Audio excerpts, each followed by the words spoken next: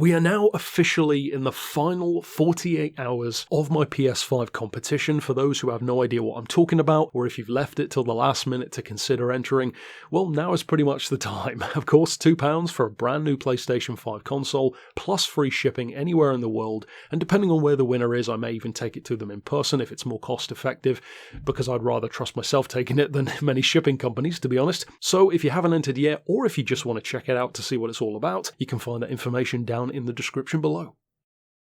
Well folks, it's time for another cash cow build in Gran Turismo 7, and this time I've decided to do it for the new GT4 Celica rally car, because as it turns out, this thing is a monster.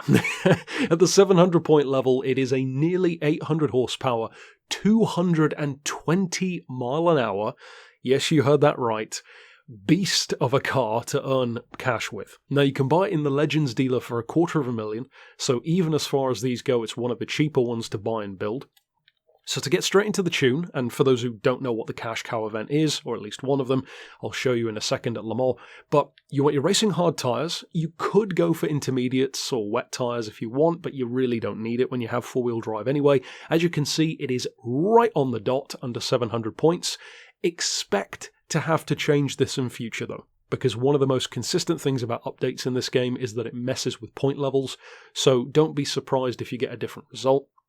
As far as the suspension though, we've got the ride height vastly lowered, down to 115, the anti-roll up to 7, 38 on the compression, then 48 on the expansion, which is technically a little bit lower than it was to begin with.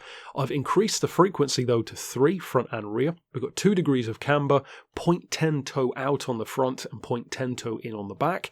The fully customized diff is set to 10 on the front, 30 on the back, as you can see. I've gone for a 50-50 torque split, although in practice while driving, of course you can change that manually by pressing left and right through the menu settings while you're driving the car, you know, to change traction control, ABS, all that kind of stuff. I would recommend trying it on 50-50 and try it on 70-30, see which one you prefer. And when it comes to rain driving, I would definitely go 50-50. NOS, of course, is not fitted. You want definitely the fully customized transmission. I've got it on 350 kilometers an hour. If you do want to change it, though, I would recommend maybe trying 370 if you plan to run the power end of the fuel restrictor.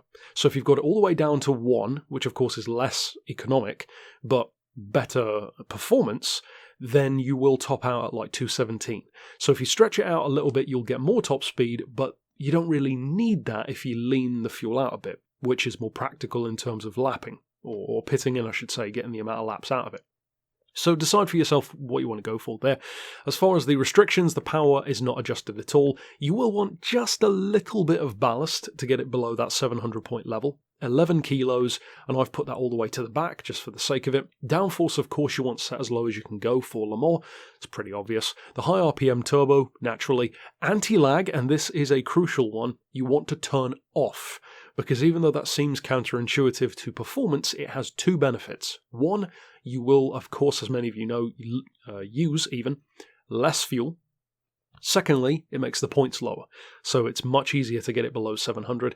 And then for the rest, of course, it's already a rally car, so that's pretty much it for the tune. So if we jump out into the main menu and then go into the World Circuit section, as I mentioned, and many of you will know this already, the event is at Le Mans. So within Le Mans, you want to go to the WTC 700 event. Many of you already know this at this point. 700 points, any racing tyres, no NOS. Of course, you'll sometimes have rain. Some people never have rain. I myself always have rain, pretty much.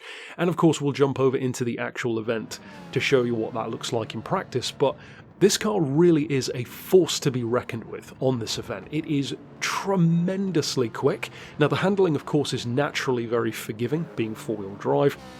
And especially with a 50-50 split, the only problem that you'll really ever have is that it's a little heavy through corners, if anything, which isn't really a problem, because even with fuel set on 1 to last as long as possible, this can still do 200 miles an hour, which is kind of pandering, toward a Japanese car in the game, but I don't think many people will mind that based on how popular this car seems to be.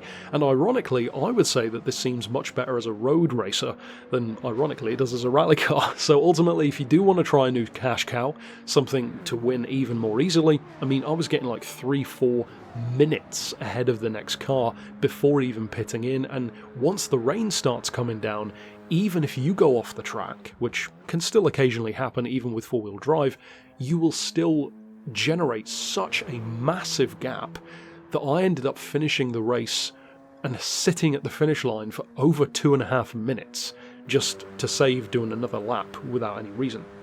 So definitely a great new cash cow, and as I said at the start of the vid, of course, with less than 48 hours remaining in the competition, if you do want to enter, now is the time. So check that out via the link down below, have a ton of fun with the tune, and of course stick around in the coming days for more tunes for the new vehicles in GT7. But for now, as always, thanks for watching.